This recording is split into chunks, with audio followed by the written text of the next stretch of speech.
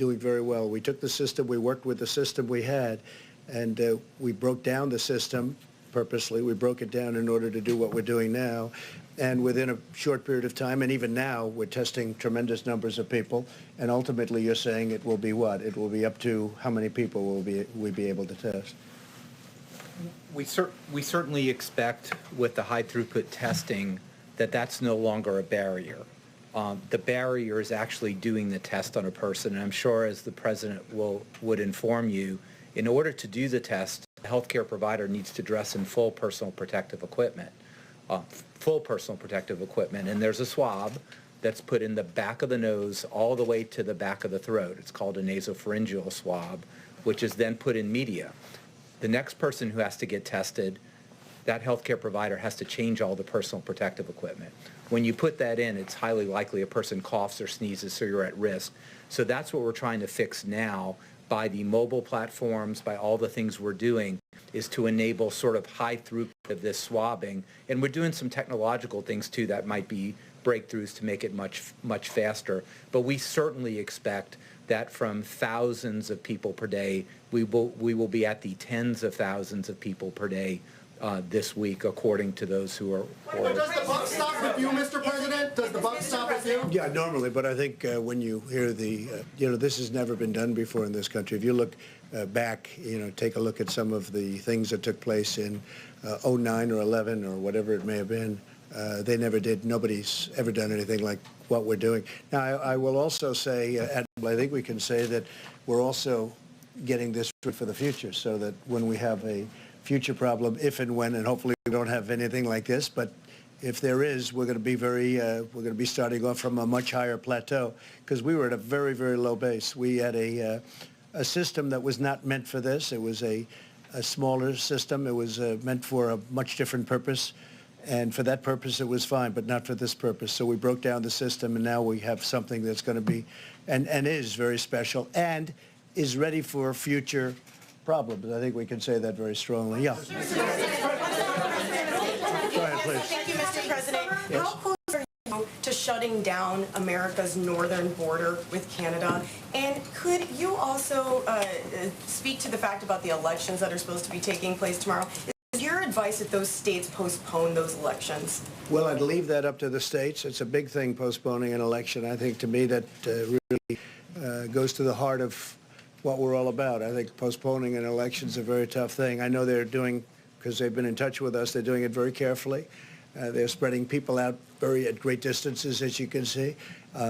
And I think they'll do it very safely. I hope they do it very safely. But I think postponing elections is it's not a very good thing. They have lots of room in a lot of the electoral places, and I think that they will do it very well. But I think postponing is unnecessary. On the northern border, sir, how close are you to shutting We think about it. We think about it. If we don't have to do it, that'll be good. We have very strong emergency powers when it comes to something like this, both on the southern and the northern borders, and we are talking about different things, but we'll see. Right now, we have not decided to do that. Steve? Can we get Dr. Fauci to talk about the vaccine trial today, and whether the timetable for a vaccine is it possible to accelerate, or is it still 12 to 18 months? So, thank you for that question. The vaccine candidate that was given the first injections for the first person took place today. You might recall when we first started, I said it would be 2 to 3 months, and if we did that, that would be the fastest we've ever gone from obtaining the sequence to being able to do a phase 1 trial. This has been now 65 days, which I believe is the record. What it is, it's a trial of 45 normal individuals between the ages of 18 and 55. The trial is taking place in Seattle. There will be 2 injections, one at 0 day, first one, then 28 days. There will be 3 separate doses, 25 milligrams, 100 milligrams, 250 milligrams, and the individuals will be followed for 1 year, both for safety and whether it induces the kind of response that we predict would be protective. And that's exactly what I've been telling this group over and over again. So it's happened. The first injection was today. Sir, the market just closed down 3,000, almost 13%. Your response to the market close, sir? Is pregnancy an underlying condition?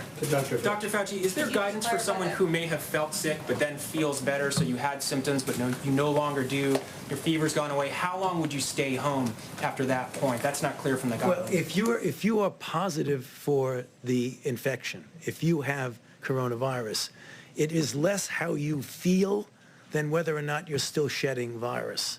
So the general issue about letting people out of a facility, who, for example, a hospital or whatever, who have been infected, you need 2 negative cultures, the same way that was just described, 24 hours apart. Yeah, no, the market will take care of itself. The market will be very strong as soon as we get rid of the virus. Yes. Could you clarify about pregnant women? Is that an underlying, because the UK said today that pregnancy was one of those underlying conditions. Do we say that too?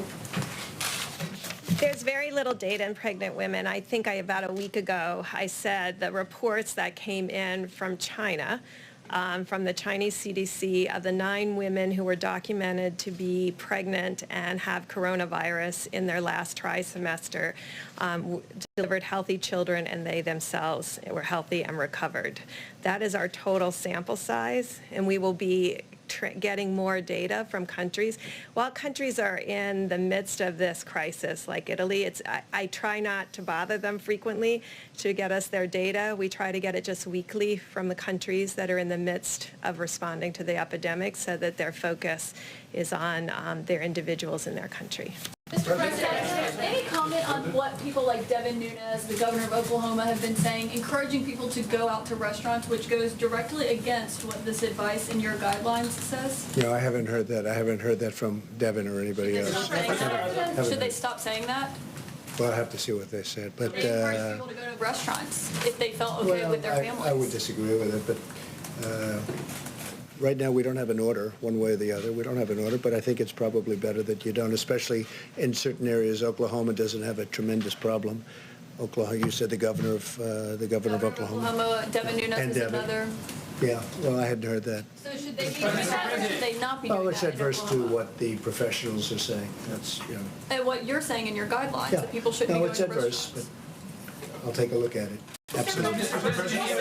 I don't know who would be best to answer this question, maybe Secretary Hayes or Dr. Fauci. School districts across the country are closing down, yet for the most part daycare centers remain open, and considering that children can sometimes be asymptomatic carriers and go home to older individuals, are there any recommendations about daycare centers?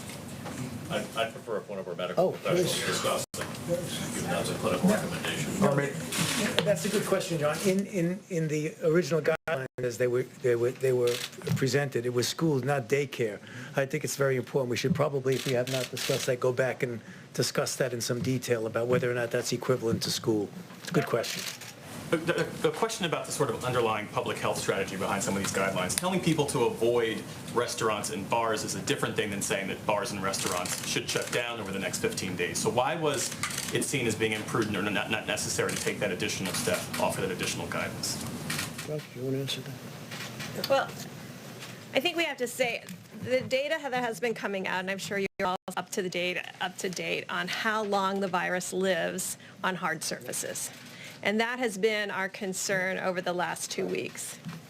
No, I'm sorry. Go ahead. Okay. Go ahead. I just wanted to read. There's an answer to this. Oh, yeah. Go ahead, Tony. He was my mentor, so I'm going to have to let him speak. The small print here, it's really small print. In states with evidence of community transmission, bars, restaurants, food courts, gyms, and other indoor and outdoor venues where groups of people congregate should be closed. So, Mr. President, are you telling governors in those states then to close all their restaurants? Well, and we their haven't bars? said that. Why We're not? recommending, But if but you we're think this will recommending work. things. No, we haven't gone to that step yet. It could happen, but we haven't gone there yet, please. So on the election, you're saying it's a bad thing to postpone it, but if you've got the 10-person maximum guideline, in a practical sense, can you have rallies? Can you primaries surely gather more than 10 Well, people. hopefully this How's it gonna will work? pass through, and hopefully that we'll have, everybody will be going to restaurants and flying and being on cruise ships and all of these different things that we do. It will very, very hopefully be in a fairly quick period of time. But we're taking a tough stance.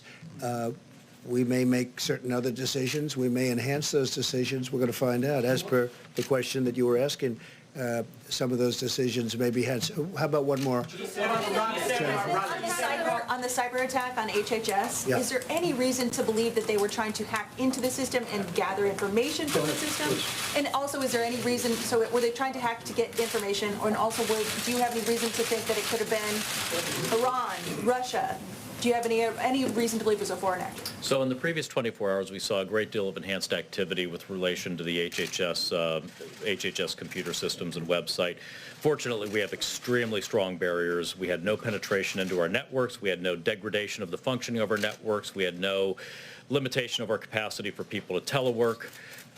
We've taken very strong defensive actions. The source of this enhanced activity remains under investigation, so I wouldn't want to speculate on the source of it, but there was no data breach or no degradation in terms of our ability to function and serve our important mission here. Thank you.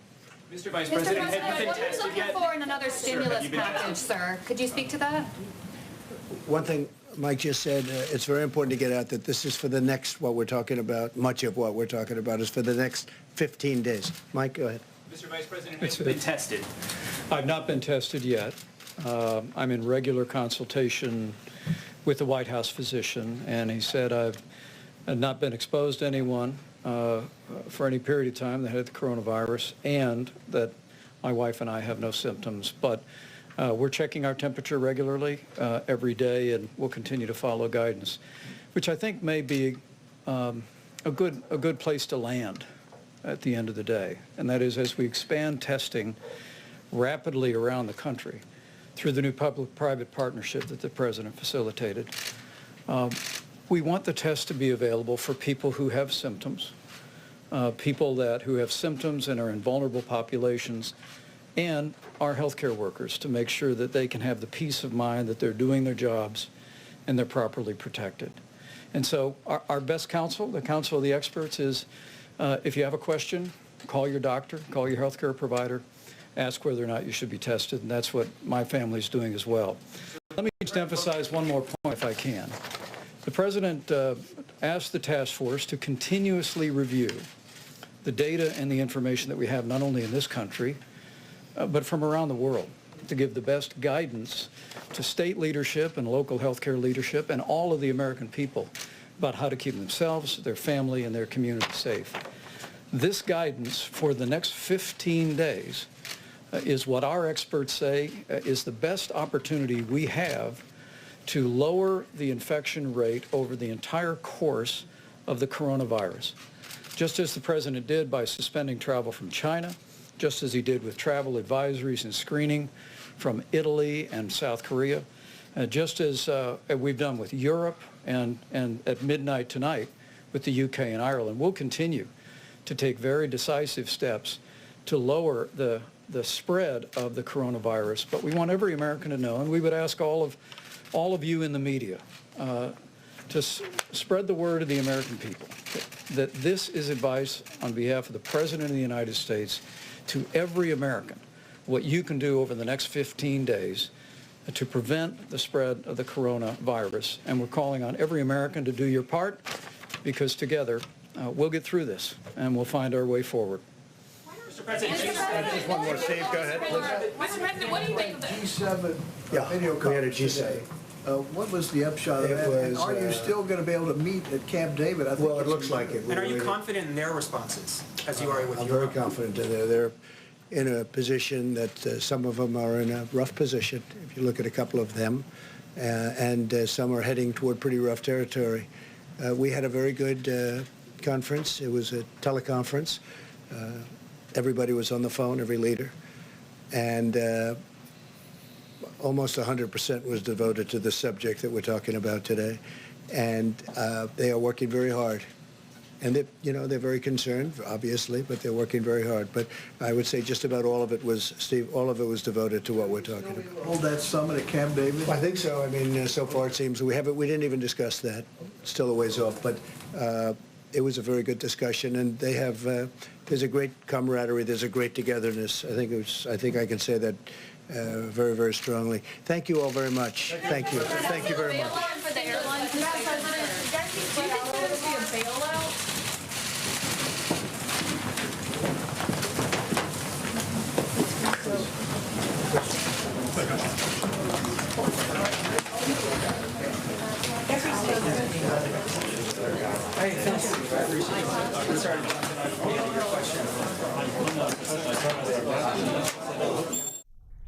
It's easy to follow the federal response to the coronavirus outbreak at cspan.org/coronavirus. Track the spread throughout the U.S. and the world with interactive maps and charts. Watch briefings and hearings with public health specialists anytime, unfiltered, at cspan.org/coronavirus. Tonight on The Communicators, New Yorker magazine writer Andrew Marantz talks about his book, Antisocial, Online Extremists, Techno-Utopians, and the Hijacking of the American Conversation. They just thought, well, we'll just disrupt everything and we'll have every hierarchy that we know just come crashing down, and whatever happens next, it'll probably be fine, but we don't really know what it is. And we now know in retrospect, spoiler, it was not fine, and into that power vacuum that Silicon Valley created came rushing these people I call the gate crashers, which are nihilists, trolls, liars, bigots, propagandists. Watch The Communicators tonight at 8 Eastern on C-SPAN 2.